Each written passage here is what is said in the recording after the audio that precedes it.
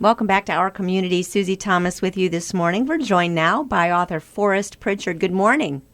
Hey, good morning. And we've still got Jennifer Walensik and Julia Shaheen from the Stark County District Library. Forrest is the author of Gaining Ground, which is this year's One Book, One Community book. Gaining Ground. Forrest, we know a little bit about what this is about. You started out in the farming industry. Tell us a little bit about your journey with that. Sure. Well, first, let me wish everybody a happy Columbus Day. I know you guys have a football team around there in Columbus, don't you? Ohio State. Yeah, they're kind of good. Yeah. Yeah. No, I'm a big college football fan. Oh, good. Yeah. No, and part of that to wit was my dad was the mascot of the West Virginia University football team. Oh, now that's cool.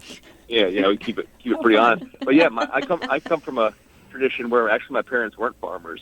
My dad grew up in the city, and the farm came down through my mom's side. So farming for me kind of skipped a generation, and I picked it up long after my grandfather had been a successful farmer. And when I say a successful farmer, he and my grandmother had farmed for 65 years in the Shenandoah Valley, Virginia, growing apples and cattle and wheat, and that the very strong, diversified American farm that we're all still pretty familiar with. And that's kind of where my farming story started. When I got out of college, I very much tried to emulate that type of farming on a larger scale, growing corn and soybeans, which they had also done. And we thought we were doing everything right. I thought I was following all the right protocols and, applying all the right pesticides and fertilizers and coming in with the combines and harvesting it all and working with local farmers to make that happen. And that very first year, when all the dust had settled on the economics, we'd made roughly $20 in profit. And this wasn't like niche, farming. This was tractor trailer loads of corn and soybeans that were rolling out of here. So that was it was catastrophic. Yeah, is that because the overhead was so high? Because it sounded like you were really producing. Yes. Yeah. It was a complicated bunch of metrics, and that's how commodity agriculture works. Where we were, we had lower yields because it was a droughty year, but the Midwest, where most of the corn was being grown, just had a huge bumper crop to the point where they were dumping, freight loads of corn into parking lots because they couldn't even store it all. Yeah. So prices were seriously depressed. We had our own overhead issues, and when all the money shook out, it was just a debacle. Despite all our good intentions. You didn't give up, though. You kind of thought, okay, so what can we do? So what did you do? Right. So we had, we didn't give up. I joke with people that we were either too stubborn or too stupid to give up. And that's worked out for us. Yes. So we did have to radically shift. At that point, some trailblazing farmers, such as Joel Salatin, who's arguably America's best-known farmer, we'd been to his farm. I'd seen how my grandfather's farm had operated very simply, and how to make those direct customer connections. And the place that seemed the most sensible was to start doing farmers markets. In 2016, it's easy to say like, oh, well, farmers markets is the natural answer. This was 1996, when there was just a small fraction of the markets and the consciousness of how important local nutritious food is. Yes. So even though we were on board, it was a trial and error of about 5 or 10 years after that, even before we really got on firm ground. Have you found that not just farmers markets, but I'm thinking of some of the grocery stores around here really like to deal with the local farmers and be able to show that we are carrying local produce, local meats, and so forth? Of course. And that was kind of a new idea as you were getting going? Yeah, definitely. I mean, don't get me wrong. There's been a historic relationship between supermarkets and farmers, but it was more like, I remember picking truckloads of sweet corn, for example, as a kid, and sending it to suburban Maryland. But those were more isolated, kind of seasonal situations of pumpkins and sweet corn and things like that. Now more than ever, I would say, produce managers and supermarket managers are more willing not only to hear a farmer if they come in and say, I'd like to develop a relationship with you, and that doesn't happen in a week or a month. That happens over the course of years.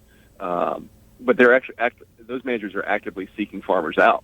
So it's become a real two-way street. Yeah. That seems very hopeful and auspicious. And hopeful for all of us because we're just eating better this way. Who was the one who came up with the idea that why don't we think about growing what animals eat and raise the animals? How about growing grass? Where'd that come from? Right. I mean, what a novel concept. And if your listeners are saying, well, of course cows eat grass. hay is for horses, grass is for cows, right? We all know these expressions. But that's not the way our food system has been shaped over the last half century or more at this point. Cattle might start out on grass, but then they're taken into confinement feedlots and fed corn, and soybeans, and antibiotics as a consequence of that. So this kind of thinking of not only starting cattle on grass but finishing them on grass, it just has its roots in sustainability. It goes back to where these animals came from, and their wild ancestors, buffalo and deer, and Sure. So if our farms, plural, and Bob Evans, who was from Ohio, yes, was a huge proponent of grass finished livestock as early as the 1970s, 1980s. Was a huge spokesman for that. The real Bob Evans. We're familiar with the products in the grocery store and the restaurants, exactly. But the man. Exactly. Yeah, the man who was behind all that stuff. He started out, I got to meet him personally, and he was an incredibly inspirational figure for me starting out. He was selling sausages on the back of a pickup truck, in the 1950s and 60s in coal mining towns. Incredible. In southeast Ohio and, wow. and western West Virginia, right? So, but anyway, this guy who was doing that was also a huge proponent of what was truly sustainable for our farmers, and that's, natural systems, photosynthesis, soil biology, and animals eating the food that they were intended to eat. And we've got to remind everybody, we're speaking with Forrest Pritchard. He's the author of Gaining Ground, which is this year's One Book, One Community book. You are really speaking the language of our listeners because we have a huge farming community right here in our community. Yeah. And really, farming is not just about farming. It's about how farming is a way of life and what it teaches us about life. Do you get into that in the book? Oh, sure. I mean, there's no sensible way you can explain farming to anyone who doesn't get it. How do you say, well, I'm going to sign up for a life of 7 days a week, 365-day work.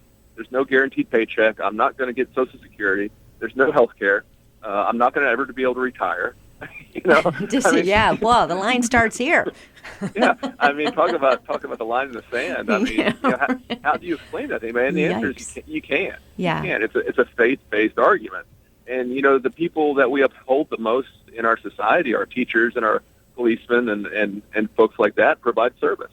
Yes. And, arguably, the independent farmer, volunteers for a life of philanthropy. It's not because they're trying to get rich or, take the easy way.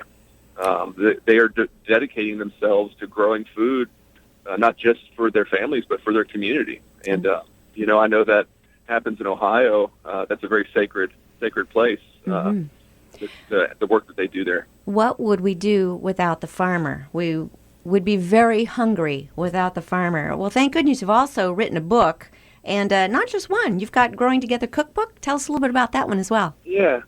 Well, that was very much in the spirit of the response of Gaining Ground.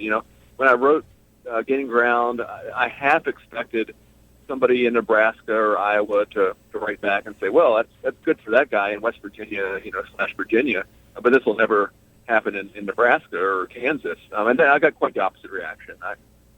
People all over the country were saying, yes, this is our story. This is our national, kind of shared agricultural heritage. And so based on that, I sought out 18 sustainable farmers all across the country. Not because 18 is emblematic of how many there are. It's just it's like a sampling.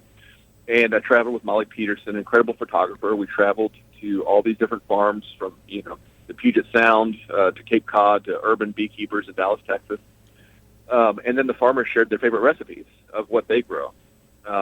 So it's kind of like an adventure story / cookbook, and it was trip of a lifetime. Oh, my goodness. I know you're going to want to hear, I'm talking to the listeners here, you are going to want to hear Forrest Pritchard tomorrow night. And Where is this taking place, Julia? This is going to take place at the Palace Theater in Canton at 6:30, and we're very excited to have Forrest as our speaker for our One Book, One Community book this year. So Forrest is actually part of 2 series that we do. He's part of our One Book, One Community programming, but he's also part of the Stark County District Library Speaking of Books series. So he gets 2 programs for the price of one. You get double billing. Double billing, Forrest. Thank you so much for joining us. We will really look forward to hearing you. And again, the book is Gaining Ground. Grab it, read it before the 18th, and then be able to hear Forrest. And it's free, too. The event is totally free. Yes. Totally free, 6:30 at the Palace Theater. All right. Forrest, thank you so much. My pleasure. We'll see you then. All righty. Back to you, Jennifer and Julia. You've got so many things going on with One Book, One Community. One of them is the Project Fill a Pantry. Tell us about that. Project Fill a Pantry is a community service project we're doing with the Stark Hunger Task Force and our One Book, One Community programming. And anybody that would like to donate can donate any canned goods or non-perishable foods to any Stark County library. That includes all the Stark County District Library locations, plus the Massillon Library, North Canton Library, Minerva, Louisville, and... Did you say Massillon? And Massillon. And Canal Fulton. Awesome. So, all right. All of us are doing this program together. Is there a website where we can get more information or all the information?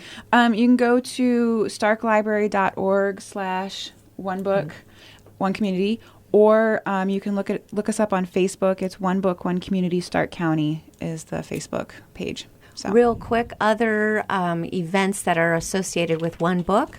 So in addition to the Project Fill a Pantry, we also have Ann Forrest coming on the 18th at 6:30 at the Palace. We have Minerva Library is doing a farm-to-table documentary series, so they still have a couple more documentaries they'll be showing this month.